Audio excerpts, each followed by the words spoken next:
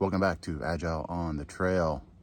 I am your host, Voices, and this is week 5 and week 6 in review. Yes, I skipped a review. Shame on me. You know, there's no one holding me accountable out here, except for myself. All right, let's review week number 5 right off the bat. We started off at Laughing Heart Inn with a 0. And we ended at Uncle Johnny's hostel with a 0. And we only covered 70 miles. But our target was 12 miles a day, 84 miles. We fell well short of that target. And for the first time, if you calculate it up week 1 through week 5, the average dailies and everything else should have ended somewhere around 350 miles. And for the first time, we ended below that target at 344 miles. So we're not too far off for week 5. So going into week 6, didn't really have much of a plan. And we'll get to that here in a little bit as I review the notes for week 6. All right, so here's week 6. We started off week 6 still at Uncle Johnny's. We slack packed back 20 plus miles, then took a 0 for the attempted water tubing.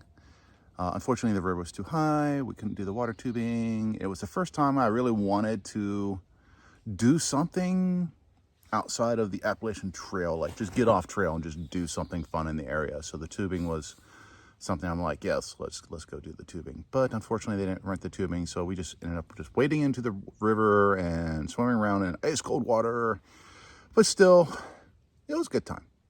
It was a really, really good time. And Side Salad definitely came up with a good idea that we all enjoyed. So Side Salad, thank you very much for that.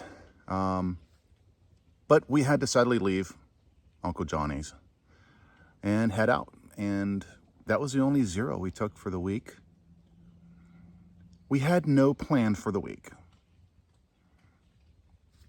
Again, I'm not being held accountable except to myself, but I wanted to see what it would be like to just plan like stop after not stop after stop, but more of like just plan far enough ahead to the next resupply and see what I feel like doing each and every day without trying to think, okay, how does this impact my schedule that I've created at the beginning of the week? You know, how many miles am I supposed to be doing? Should I do this? Should I do that?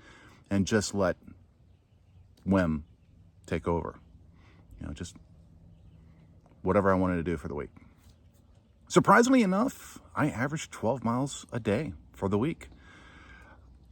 Made the most miles in 1 week so far to date with 84.4 miles. And ended the week at Boots Off Hostel. Technically, I walked down to the waterfront. I think it's called like the Shook Branch Recreational Area.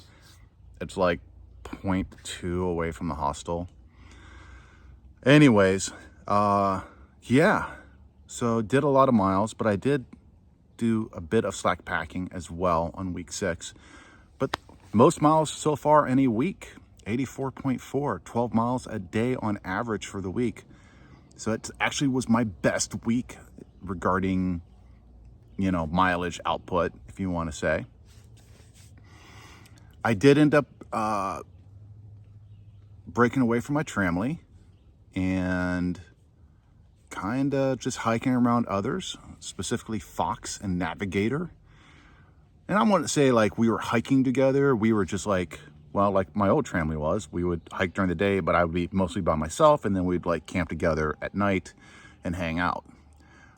Navigator did make it a point one day to just like slack off of her pace and just hike with me for the whole day. And that was really nice because just gave me somebody new to like just pick their brain. And Navigator and I had a lot in common in regards to planning. She absolutely loves to plan. She loves to figure things out, follow the plan. I think she's a little bit more disciplined than me when coming to following a plan. I love planning. I love making plans. But when it comes to actually doing the work, the plan is just like a blueprint, a guideline. If we follow it, great. If not, at least, hopefully the output is the same. Anyways, end of the week at Boots Off Hostel. And I gotta say, between Uncle Johnny's Hostel, Mountain Resort Hostel, and Boots Off Hostel, which are the three hostels I started middle of the week and end of the week, they all had their great, they had their great, how do I want to put this? Each hostel has its own like culture or its traits, its characteristics, and each one, for good or bad, it just depends on who you are, what you're looking for and stuff. Some hostels people love, some hostels, people didn't love. And I gotta say, out of all the hostels, Boots Off definitely was the most well-organized, most well-run hostel to date that I've been in. Not to say that any of the other hostels were not well-run or anything else. They were all well-run in their own regards to their characteristics and what they serve. But Boots Off, overall for me, was the tightest ship in the hostel fleet so far today.